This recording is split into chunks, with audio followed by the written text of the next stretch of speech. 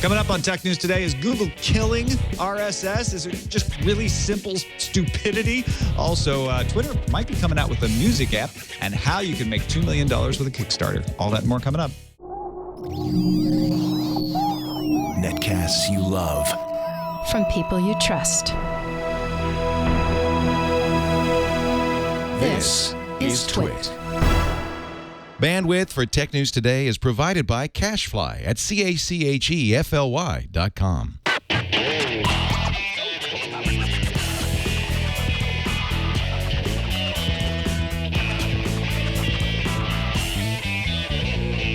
This is Tech News Today for Thursday, March 14th, 2013. Tech News Today is brought to you by The Resumator. Streamline hiring and increase traffic to job postings with The Resumator, the hiring solution used by today's fastest growing companies. For a free 30-day trial and 15% discount, go to theresumator.com/TNT.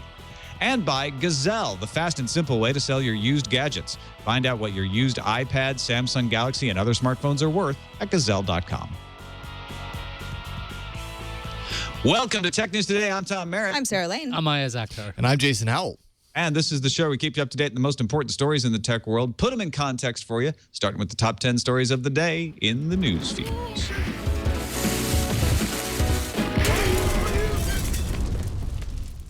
Google's changing all kinds of things. Yesterday morning, it was Andy Rubin leaving the Android team. We talked about that on the show yesterday. Last night, Google announced it will shut down its RSS reader on July 1st. The company explained that usage had declined, which sparked a petition on change.org with around 50,000 signers asking Google to change its mind. And finally, this morning, the Wall Street Journal reports Google's Jeff Huber will leave the Maps and Commerce unit to work in Google's X Lab. The unit itself will be divided, with Maps going to the search department and Commerce now falling under the advertising group. We've got a new star of YouTube, and it's Samsung's Galaxy S4. A user named Stephen Com has been posting videos, 4 of them in total, of what he claims is the actual device running. The first shows the device's ability to react to a user's input without actually touching the screen at all. And another video shows how the device will automatically pause a video when the viewer looks away. Oh, yeah? You think the S4 is so great? Well, nuh-uh, says Apple's Phil Schiller. He's the senior vice president of marketing at Apple, told Reuters that the next Galaxy may arrive with a year-old operating system that will need updating. I know that's crazy. Schiller also pointed out that according to Apple's research, 4 times as many consumers are switching to iOS from Android compared to the opposite. Samsung's latest star, Jeremy, replied with, "I'm rubber, you're glue." But I've just made up that last part. Actually, that's probably not too far off. BlackBerry announced it will bring its mobile device management software to iOS and Android.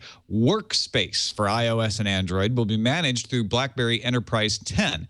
The feature is similar to Balance on the new BlackBerry OS phones. It lets you keep your personal and your work apps and your data separate, but still just use the one phone. The Twitter for Windows 8 app is finally live in Microsoft's Windows Store. And besides the usual features in other Twitter apps, there's Snap View to adjust the size of the app. Photos can be expanded or shown in a photo gallery. And then Share and Search lets users tweet or search from any app. Twitter Live tiles and notifications round out some of the uniquely Windows feature sets. Say so long to ad-blocking apps in the official Google Play Store.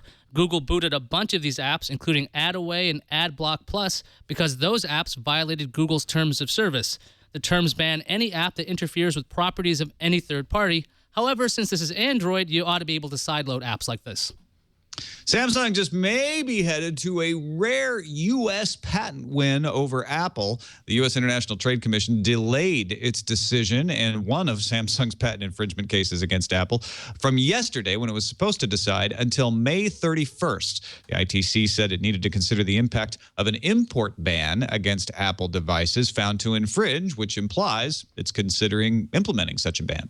Microsoft has blamed a data center that overheated for a 16-hour shutdown of its Outlook and Hotmail services, citing a rapid and substantial temperature spike that caused a large number of servers to stop working. The temperature rise had apparently been due to a firmware update failure. Microsoft is currently migrating millions of Hotmail users to the new Outlook.com service. Hot news. Apple Insider noted that German blog iFun spotted a new feature of Apple's iMac on the Apple Store. It's a built-in Visa mount adapter. It's kind of hard to find the model, and it costs $40 more than a regular iMac. Also, it doesn't come with a stand. That's the whole point of the Visa adapter. You can use your own stand or even mount it on a wall if you want. Wall-mounted iMac. Cue the Rock and Robin jokes because Twitter is getting into the music business. CNET reports that Twitter will roll out a new app called Twitter Music that uses technology it acquired when Twitter bought music discovery service We Are Hunted. The app could hit iOS by the end of the month. Twitter Music would make song and artist recommendations based on who you follow and let you listen to music through partners like SoundCloud. Tweedledee, I get it. I get the Rock and Robin thing now. Took me a second. This episode of Tech News Today brought to you by The Resumator, the hiring solution for small and fast-growing businesses. If you're a business executive or if you're an HR professional, you really want your business to be working on doing the business that it is in rather than spending a lot of time trying to hire people. Everybody knows how when you have to hire somebody, it takes way too long. It's way too hard, soaks up everybody's time. Try replacing your HR inbox or your clunky tracking system with the Resumator, an end-to-end hiring package that helps manage the entire process of hiring. Helps you with sourcing so you can attract applicants to your jobs in flexible ways. You can use your own website. You can use free job boards. You can use social media, all kinds of different ways to make it work for you. And then it helps you screen the applicants, helps you with the interview process so that you can schedule meetings and not take up too much time, not have too much confusion, and finally helps you hire the candidates. You can use it to collaborate and compare to select the best person for the job. It can increase traffic to your job postings too, as much as 500%. And it's just going to get you out of the process of hiring all the time and in the process of doing your business. So manage the flow of incoming applicants, the pre-screening process, and communications all in one place. Focus on other aspects of your business and have better control of the hiring process so you don't have to hire an expensive recruiting firm. If you're thinking about doing that, don't. If you're a business owner, hiring manager, or HR professional, you want to save time, money, and increase traffic to your job postings, check out The Resumator. For a 30-day free trial and a 15% discount, go to theresumator.com/TNT. And after that free trial, their base package of $99 per month covers 5 open jobs and 5 users. And they offer other packages as well. And we thank The Resumator for their support of Tech News Today. All right, it's great to have Martin Giles, U.S. technology correspondent for The Economist, back on the show. Welcome, Martin. Hi, thanks for having me back. Yeah, it's always good to have you along. I know you're about to head out to England, so we'll try to warm you up with some hot tech news before you head over there. I really appreciate it. Let's start. This is actually a pretty hot story. Google getting rid of Google Reader, and the internet exploded. Okay. I think it's about 50,000 people have signed a protest petition on change.org asking Google to bring Reader back. Brian Shee, a former Google Reader product manager on Quora, has a nice informative post discussing, saying, look, Google's been trying to get engineers to work on Google Plus for a long time, so this is not a surprise to him. He left Google back in 2011. And everybody who does an RSS product is now jumping to say, hey, we're the ones who are going to be able to take this over for you. Feedly announced, in fact, that they're going to clone Google's API and run on Google Apps Engine so that you have a seamless transition. Right now, if you set up a Feedly account, you can access your Google Reader feeds through the Feedly interface in a Chrome app, a Firefox app, and iOS and Android apps. And what they're saying is on July 1st, when Google Reader finally sunsets for good, they're going to transition all of that onto their own servers so that you won't even know it happened. You'll just be continuing to access those same feeds in that Feedly interface. I'm trying lots of different things, and I tried Feedly this morning. It worked great. I really, other than like things being in different places and having to get used to a different interface, it did everything I needed it to do. I looked around NetVibes. NetVibes seems a little clunky to me. I may give it a go tomorrow just to try it out. NewsBlur looks promising. I also installed something called Fever. And Jason, if you want to pull that up, this is something you have to install on your own server. But what it does is it analyzes all the links in your feeds and then gives you a temperature gauge. Now, because we had Martin on the show, I decided to make it in Celsius. So 40.5 degrees here for the Google Reader story. I was going to say that's pretty cold. Yeah, you would think. But there's also a guy named Tim Atley on Google Plus tipped me off to Tiny RSS, which is an open source. This fever is $30, and I'm not sure I love it. There's a few weirdnesses. For instance, if you go back to that screen, the story about Google breaking up the Maps and Commerce unit, the headline is The Wall Street Journal, because everybody's quoting the Wall Street Journal. That really shouldn't be the headline. But I might try Tiny RSS. That takes a little more PHP tweaking. In the end, though, you got people like Dave Weiner and Martin Arment out there, or Marco Arment out there saying, this is a good thing. Google was squashing RSS because everybody used Google Reader and we didn't have any innovation. This is going to unleash all kinds of innovation using RSS feeds. Martin, what do you think? Is this a loud but irrelevant minority of geeks? Is this just Google being myopic, or is this a chance for real innovation? No, I think this is it's not a small number. I mean, 50,000 people very upset. If you're Google, you really don't want that kind of sort of bad feedback coming from the ecosystem. Now, what they're clearly trying to do is to force people into Google Plus. That's clear. In fact, there was another engineer called Chris Weatherall who basically said, look, from the beginning, Google hasn't really been keen on this, and so there's never been real commitment to it. But clearly now what they're trying to do is to get people to sort of share their news in other ways, preferably through their own social network. So it's a sort of closing of the walls of the web, which you wouldn't expect to come from a Google. I guess I understand the idea of Google saying, look, we can't do everything well. We need to focus. And what annoyed me when I first saw this story is they didn't provide a clear path. They gave us plenty of time. They said, you've got until July, but they didn't say, and here's where we're sending it. Even with Google Wave, which nobody used, they at least created an open source project for it. No, I think that's absolutely right. And you've got to think to yourself, why is Google trying to sort of basically focus on other things than RSS, when RSS is all about sharing information across the web broadly? That's what Google set out to do. But clearly they're restructuring, clearly they're changing their focus. And it's interesting that you see these executives all heading off to Google X, sort of these big moonshot things. Does that mean that the rest of us don't count anymore because it's all about moonshots?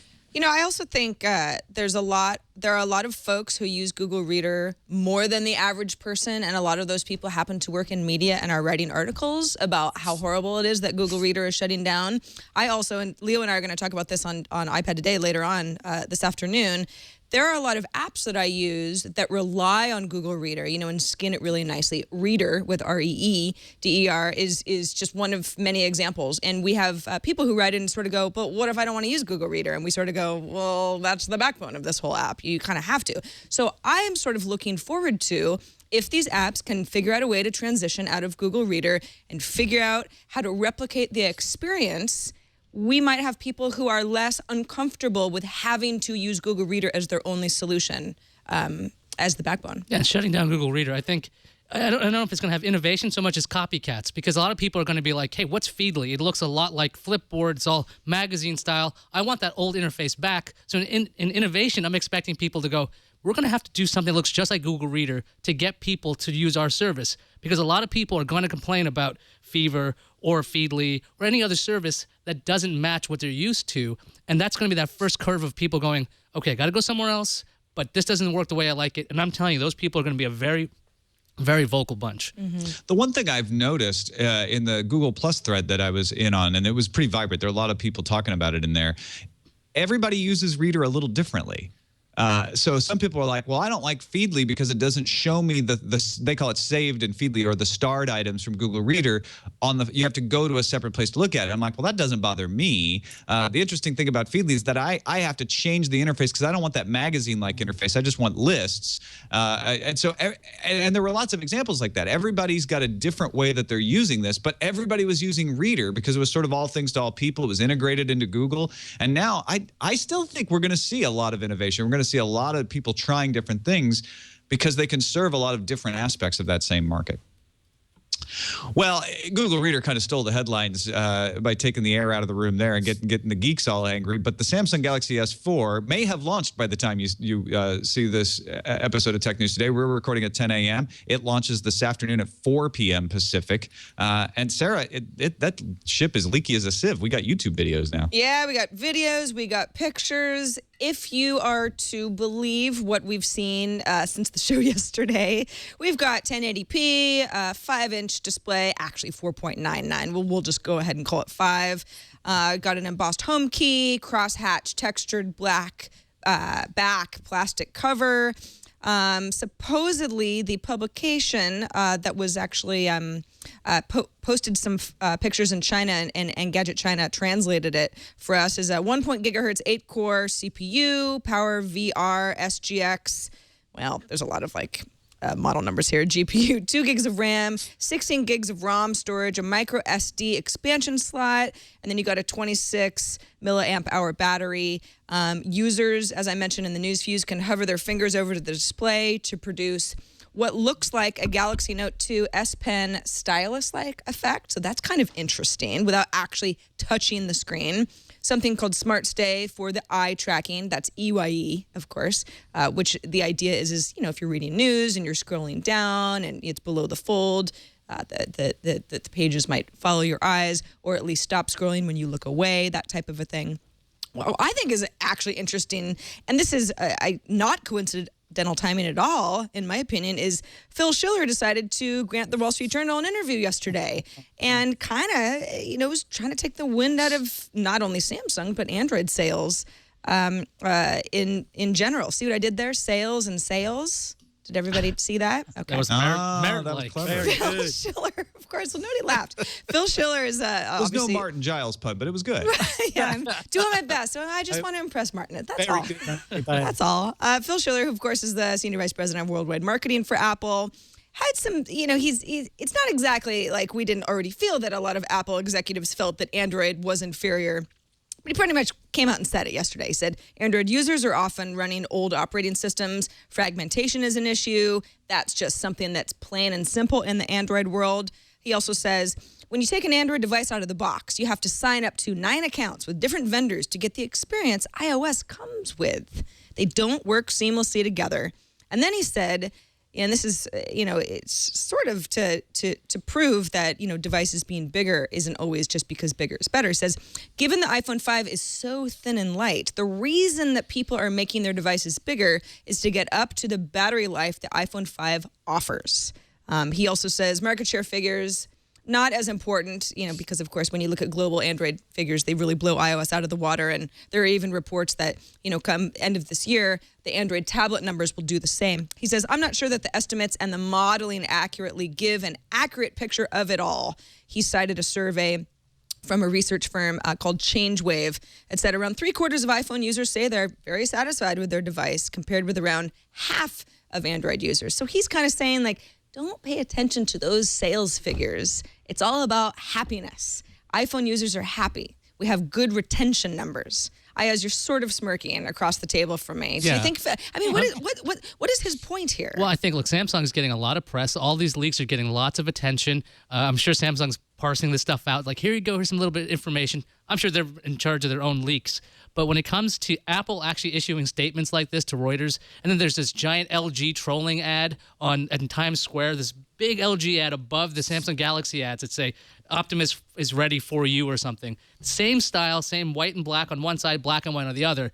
It's just, I think these other companies are just flat out scared. Samsung is doing a great job with Android. They're managing to have a really solid phone. I think once they actually had the branding right of the S3, calling the S3 on every carrier, the S4 is going to be the same kind of hit. I just think everyone's scared at this point because Samsung's got a huge part of the market.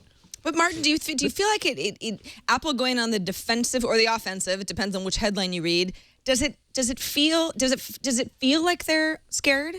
Well, that's a great question, Sarah, because is this defensive or is this offensive? I mean, you've got a new pope for the Catholic Church yesterday. Today, the pope of the Android ecosystem is going to be releasing this new device, and for the first time, really, you've got a reversal of roles. Up until now, it's like the iPhone has always been the focus of intense speculation, and then sort of like everyone rolls all over it trying to find what's wrong with it. Now, this time, Samsung's stepping up to the plate, and it's going to get intense scrutiny that used to be sort of preserve of Apple, and so it can't afford to make mistakes now. And I think what Phil Schiller's trying to do is sort of raise that sort of concern and raise those thoughts in people's minds, so that we all look really carefully and try and find some faults with this new device. So it's a big shift. Samsung's outspending Apple massively on advertising for phones. There was a piece in the Wall Street Journal a little bit earlier this week saying I think it was like spending 25% more. So those sales numbers are real, and it's making real progress. But now it's in the headlights.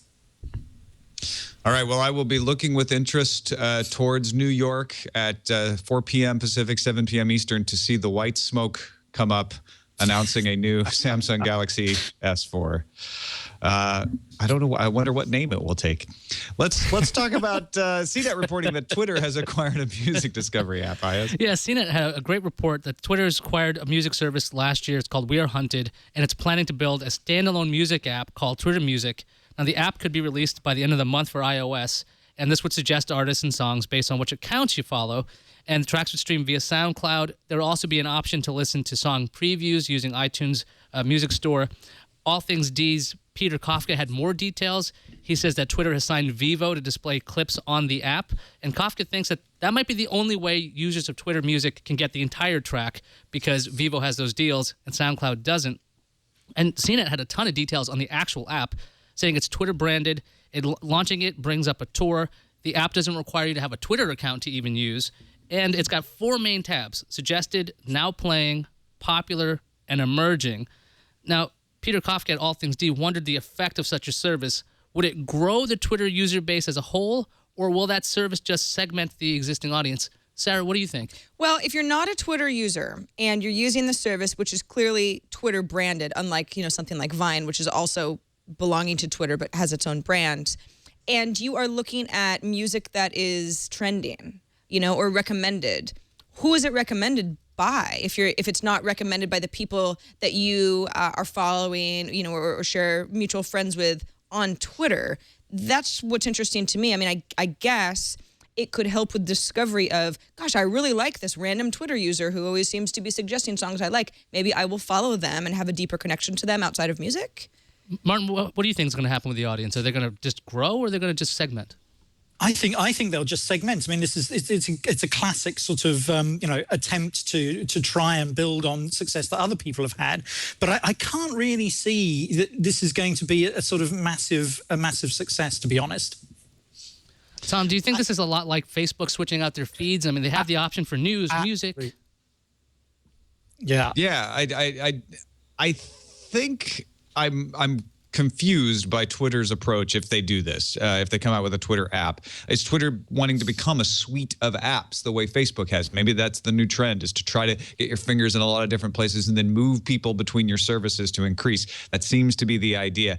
I do like the idea, and I don't think this sounds like a very good implementation of it, but I do like the idea of an independent service that says we will help you to discover music at various stores.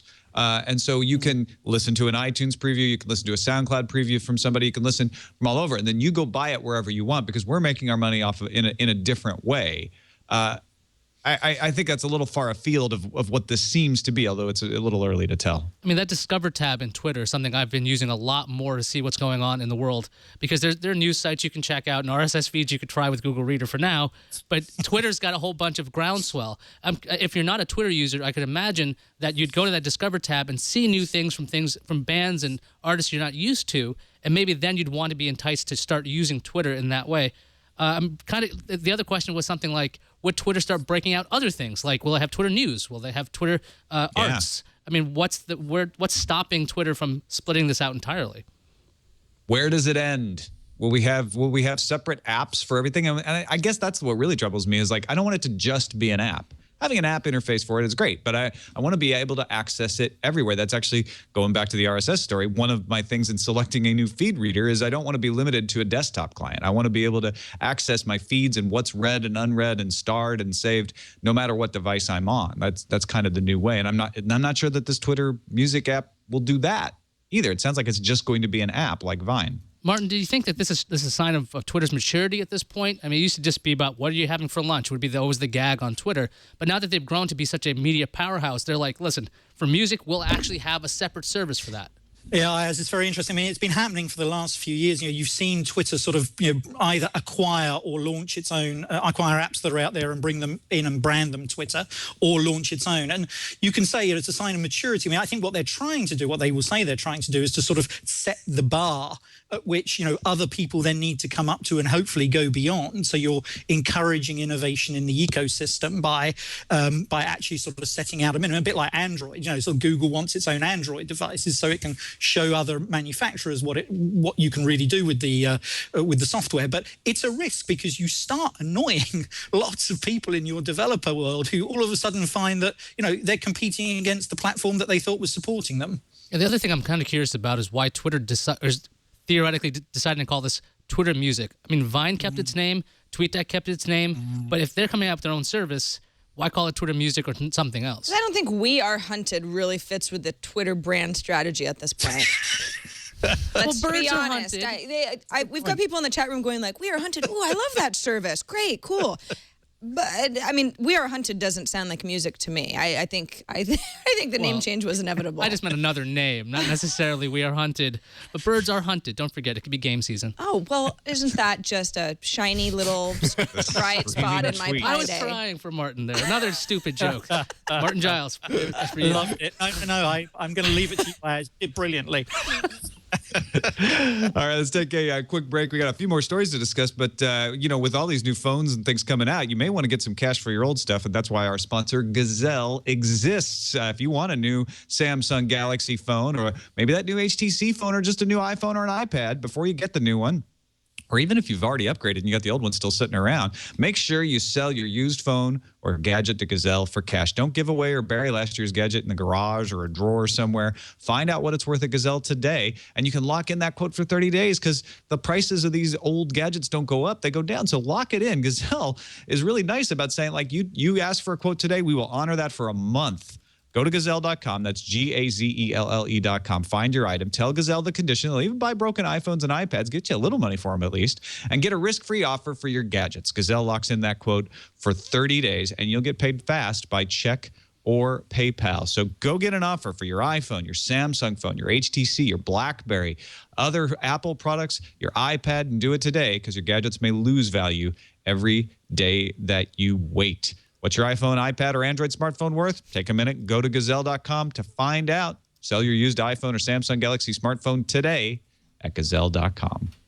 Let's talk a little bit about this BlackBerry plan we mentioned in the news feed called Secure Workspace. The idea, and lots of people are working on this sort of thing. There's a move from Samsung that's similar. Samsung for Enterprise. They also have Samsung Safe and Samsung Knox, where you can not have to carry two phones. Lots of people carry two phones. In fact, my wife just got to the point, she's like, you know what, I'm just going to carry two phones. It's too hard to have the same phone, the same number for everything. So what Secure Workspace for Android does, and for iOS, is allow you to use your BlackBerry Enterprise server, if you're already on a BlackBerry Enterprise server, and allow people in the workplace to keep their Android and iPhone phones, but have a secure area where their corporate mail, their corporate calendar, their corporate contacts and memos are all available but separated without having to make people use a VPN. Now, this seems very smart for BlackBerry to say, look, we really would like you to just buy the BlackBerry with BlackBerry OS 10 and use Balance, which is exactly that same thing, but we know that not everybody's going to do that. So rather than have you switch off to one of these competing services like Samsung's providing, we're going to open up BlackBerry Enterprise Server to these other platforms. And then maybe once you get used to running it that way, people see that Balance is superior. Maybe they'll buy BlackBerry phones, maybe not. Do you think it's a good strategy, Martin? I think, it's an inevitable strategy. They have no choice, really, for the reasons that you were outlining very clearly earlier on, Tom. I mean, they need to boost sales of the new devices that they're rolling out, And they know that bring your own device to work is a massive trend, this sort of consumerization of the workplace where we all use our own domestic devices for work too. So here what you've got is you've got your reputation as being the safest game in town when it comes to corporate handling corporate data. And what you're saying is we can bring that reputation and help you allow your employees to use devices for dual purposes while at the same time keeping your data safe. And you should trust us more than you should trust any of these newbies. I mean, Samsung, come on, they just do all Android phones and they give them to anybody. How can you trust them? So that's the game that they play, and they really don't have a choice. And they want to keep those subscription revenues from declining, which is going to happen if fewer people are using BlackBerry and fewer people want to use BlackBerry Enterprise Server. Sarah, do you think this is something that a lot of workers will embrace, that they'll say, oh, yeah, I won't do two phones. I'll be able to keep my own phone? Yeah, I was I met a couple people over the weekend. I was on vacation that were rocking the BlackBerries, and I was like, oh, cool, yeah. So what do not like, there was no sort of like, I'm making fun of you, but just like, what do you actually use that BlackBerry for that, I couldn't do, on my iPhone, for example, because they were sort of like, oh, iPhones are nice, but can't work on them. And it was exactly for this reason. It's like, I got to do work. It's enterprise stuff. You simply can't run this sorts of, the software securely. And so that, the iPhone is a great consumer device, but I'm not going to have another phone. So if you can get these folks, and I guess some of these folks are, I don't know, in small businesses where they just kind of had, like, the word of mouth has to get out that there are other options with BlackBerry 10, but also people who are running enterprise where there's that much more of a reason to bring your own device. This is a really good move for BlackBerry. I mean, you want people to be using BlackBerry, period. It's like hedging their bets. The flat-out thing is they're banking on BlackBerry 10 to be a savior, the Z10, the Q10. But if they can't make that work, having a service that other popular devices are using, that makes a lot of sense, because it might just be that little gateway where you're like, hey, this is actually pretty good. I want to try out a phone made by these guys. Same thing with Google apps that are all over iOS. You're like, these work pretty well. I'd love them to be my default. And then these people move over to Android. So if this kind of thing can bring over like a halo effect, I think it could be very, very successful for BlackBerry. Yeah, I think this is a necessary strategy, and I think one that BlackBerry's tried to minimize because the company formerly known as RIM wants people to think that the BlackBerry phones they make are going to come back because that's their best pathway to success if they can make that work. But this is really what they should be doing to hedge their bets. It's like, well, if it doesn't work and we still remain a minor hardware maker, we can be a service provider because we're better at this than anybody else. Let's figure out how to make $2 million with a Kickstarter. What do I need to do, Sarah? Well, first of all, you have to have Kristen Bell on your team. Okay, got her in the closet. Good. Great. And then you have to have what's the Rob Thomas? Rob Thomas. Right. Rob Thomas. I used to drink with him in Austin. I don't know if he remembers it. I barely remember. But he's not the singer. In fact, that's exactly what his Twitter bio says. So not a Rob Thomas, but the Rob Thomas of the creator of Veronica Mars. That's correct. Right. So the big story for a lot of Veronica Mars fans yesterday is that there was a Kickstarter that was put together by Rob Thomas with the support of the actors of the Veronica Mars series that has been canceled for some time now, who said, listen, I wanted to make a movie back in 2007. It was not something that I could achieve. There wasn't enough interest. Warner Brothers, who own the rights to the show, didn't want to do anything with it. So we've sort of been sitting on this idea for a while. So I went to the executives at Warner and said, what if we can prove that there's enough of a demand for a movie? If we can figure out how to make that happen, will you reconsider? The folks said, yes, we will. And they had decided on if they could raise $2 million in a Kickstarter to fund a Veronica Mars movie, then Warner Brothers would basically, give it not only the blessing of the rights, but some support. So this was actually the fastest growing Kickstarter project ever, meaning that it got to 1 million in funding in just 4 hours. It got to 2 million in less than 10 hours. At this point, we're closer to 3 million, and it's probably going to hit that, I don't know, midday or so at this point. So it's about $2.7 million. Wow. And it's really interesting. Rob Thomas says, Kristen and I met with the Warner Brothers brass. They agreed to allow us to take the shot. They were extremely cool about it. Their reaction was, if you can show there's enough fan interest to warrant a movie, we're on board. So this is it.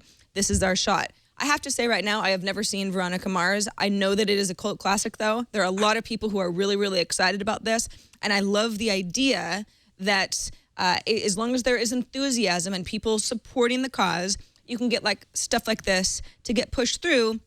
Although $2 million in funding, you know, it's going to have a lot more than that by the time the Kickstarter project is over, which I believe ends on April 12th. It doesn't mean that the movie's a done deal. You know, there's schedules to consider, and what are you going to pay the actors, and what's the budget going to look like, and is Warner Brothers going to tie things up, even though that they say this is all a great idea. And then you've got kind of cool funding perks for the people who have supported the show. You know, it's the Kickstarter model, so there's things like you might get an on-set visit, or you might get a PDF of the shooting script or a digital version of the film. Here's my question, though. So you got Warner Brothers. Warner Brothers is in the business of making movies, and they make movies based on how successful the movie's going to be, right? It's a simple model. Warner Brothers says, yeah, we don't want to give you any money. So, and a petition, let's say, wouldn't be enough. You know, if you can get 3 million people to sign a petition saying, bring Veronica Mars back, that's not good enough for us. We want it crowd-funded. And the folks who are involved in the project even say, listen, for every dollar that we go over the $2 million that we asked for, it'll just go into making the production better. You know, we can put more resources to the production. But why is $2 million not enough for Warner Brothers then to actually give it an actual budget? They have the money. These are the people who have money for these sorts of things. I mean, it really comes up to if Warner Bros. Wants to put this much assets in a property that's been dead for years. The fact that the $2 million was raised, or over $2 million, is, I think, way better than any petition could ever do. Because even if you had millions of signatures, these people are putting money where their mouth is. They're saying, we want to see this movie. We'll actually pay for it ourselves.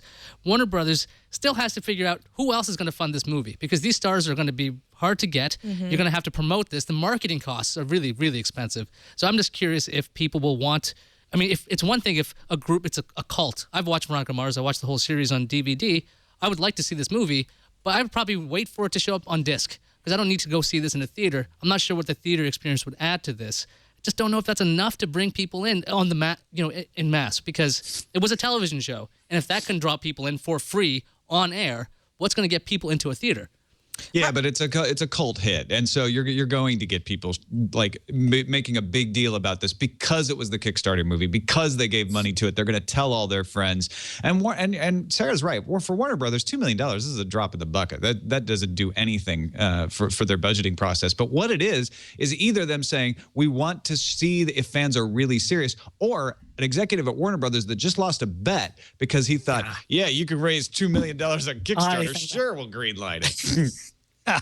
I'm sure that's right. But you've got to love a project that has a letter from Veronica Mars. I have to say, I don't know who she is. I haven't seen the film. But that begins, "Dearest Marshmallows, I am currently the happiest blonde in a hamster ball the world has ever seen." Now, if that's not a great pitch for $2.7 million, I don't know what is. XOXO. I don't know. I guess it's the next level of petitions, right? I mean, a bunch of people saying, I want to see this, that's easy to do, right? Well, didn't some... That's Google Reader level stuff. What were the fans of Jericho sending in to CBS to save the show? Peanuts. It's the fact that people were sending in things that made people realize at the studio, they're serious. Peanuts? Yeah.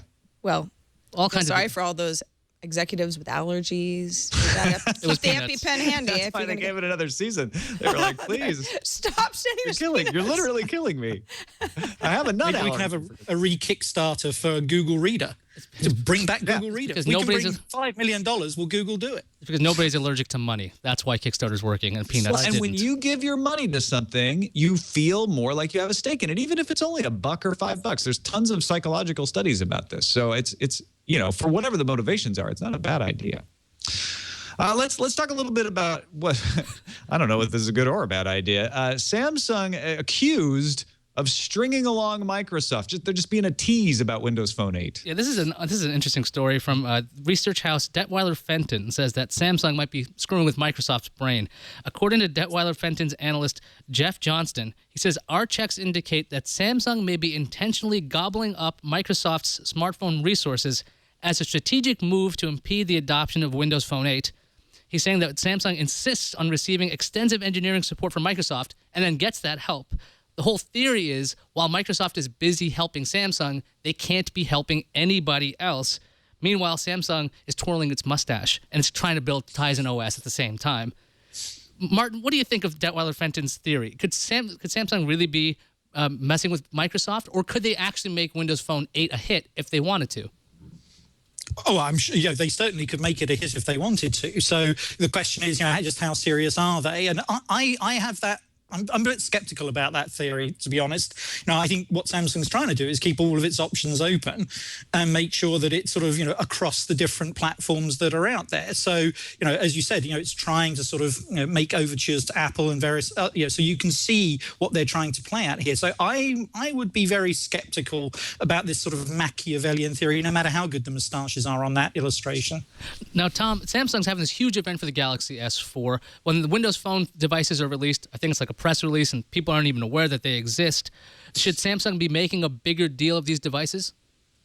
Samsung's going to do what's in their best interest to do, which is to make Android phones, because Android is the most popular operating system out there. If Windows Phone were the most popular operating system out there and everybody loved it as much as they love Android, Samsung would be making a big deal out of their Windows phones. So I doubt very seriously that Samsung is doing this on purpose to crush Windows Phone, because I don't see what they get out of that. Samsung would like to have multiple operating systems, and they want them all to be strong, so they're not at the mercy of one particular operating system. The fact that they're unveiling a big Android phone as their top of the line phone is not because they want Google to have all the power.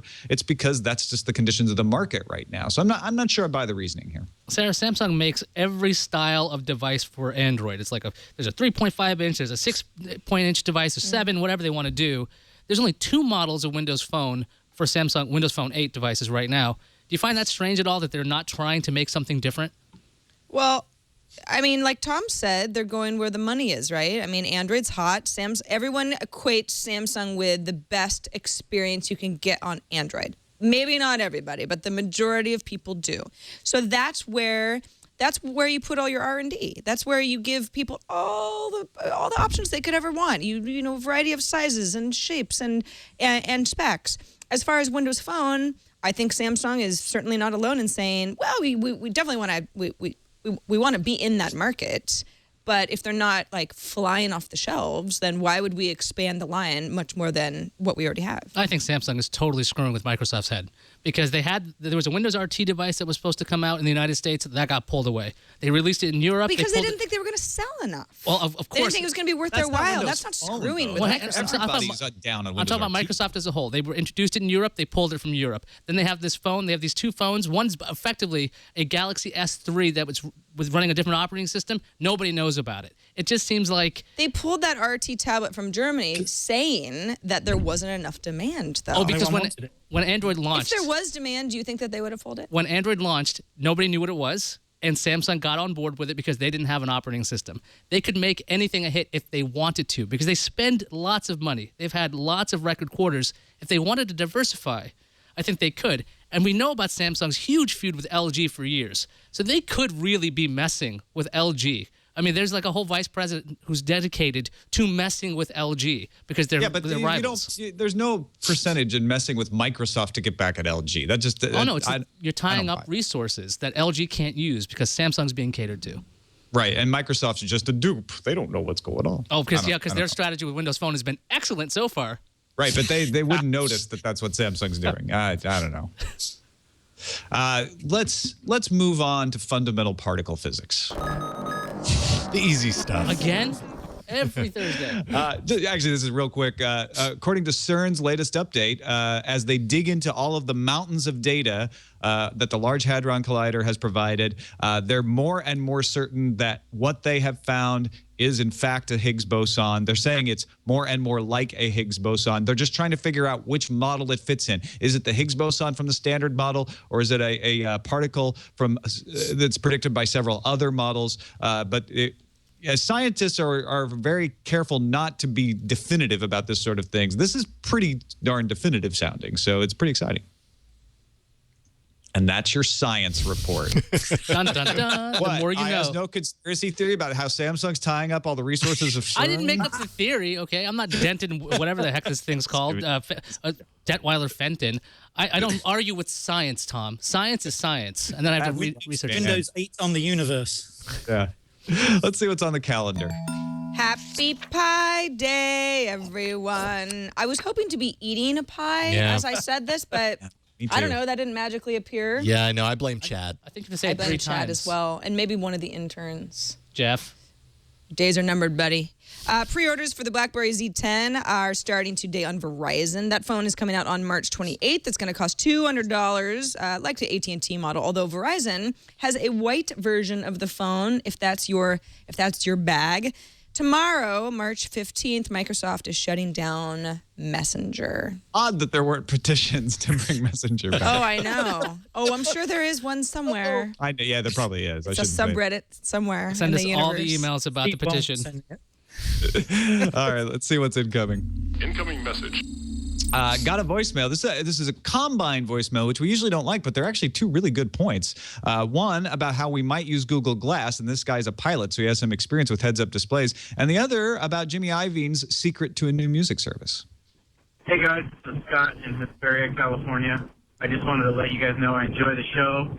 And in my previous life, I was an Apache pilot, and I used something similar to Google Glass. We had a heads-up display and a night vision FLIR system on our eye all the time, and you sort of did become ambidextrous with your eyes. You would look with your naked eye on the left and through the infrared system on the right with the heads-up display, and so you kind of become eye-dextrous. You could use both eyes independently, it seemed like sometimes. But it really was something you could get used to. Some people got sick initially, but eventually you just got used to it, and it was great. And the other thing I wanted to address was Jimmy Iovine with Beats. I had seen an interview with him where he said his big niche on the streaming system was going to have to do with curation. He said he knew really well how to curate music, and that his groups were really good at that, and that was going to be how they separated their streaming service from the others. All right, thanks. Enjoy the show. I'd actually heard that about the curation thing too. I saw that on All Things D. So that is interesting because we're getting to the point where the music is just all there in the most part. So curation becomes the value add that you can provide if you're somebody really smart about it. But it sounded like he was in a helicopter when he's flying. Here's a helicopter pilot. It's like, yeah, you get ambidextrous. I don't know if you want to be wall-eyed when you have. I don't know. Yeah, some people got sick at first, but you know.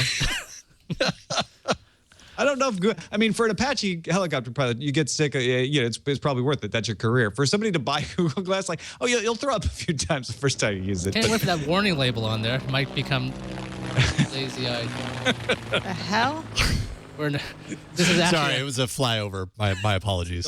Yeah. It's a hella studio. Somebody We got an email from Rami in Palestine. He says, "Greetings, TNT crew. In your last show, you discussed Intel providing a pre-alpha of Android 4.2.2 with dual boot, and Tom said he'd like to try dual booting a phone just to see how it is. Well, this is possible on the international Galaxy S2 and S3, thanks to a custom kernel by a developer on XDA Forum. It allows having 2 versions of Android on the same device. I use it on my Galaxy S3 for ROM testing, and it just works. 2 different Android builds with completely separated sets of apps and user settings. I find it very useful. But as you said, dual booting is not for everybody. I also don't see it useful for every person. It's just for some special uses. Just my tip to you." Oh, that's an excellent point. Thanks, Rami, for pointing that out. There are a lot of ways to do dual booting out there, and we'll throw a bunch in our show notes at twit.tv/TNT. There's a dual boot Windows Phone 7 and Android project out there. There's one called Switch Me that dual boots your Android phone with 2 different versions of Android running. So yeah, there's lots of ways to try this out. In fact, Lifehacker has a couple of good articles about this as well. So thanks for that. Thanks for reminding us of that, Rami. Appreciate that. And that is it for the show. Martin Giles, thank you, my friend, for joining us again. Always a pleasure to have you on. Let folks know where they can find your work at The Economist. Thank you. Aye, Captain. It's theeconomist.com, right? Economist.com. Yeah, www.economist.com, and at Martin Giles on Twitter. at Martin Giles. Follow him on Twitter. Folks, you can find our subreddit at technewstoday.reddit.com if you'd like to let us know what stories you would like us to keep an eye on. You can vote things up, vote things down, make some comments. It all helps us figure out our show each and every day. Find us on the web, twit.tv/TNT. You can email us. Our email address is tnt@twit.tv. And you can give us a call, leave us a voicemail. Our phone number is 260-TNT-SHOW. We'll be back tomorrow. It's Friday already. Yeah. Kevin Kitchen will be here. See you then.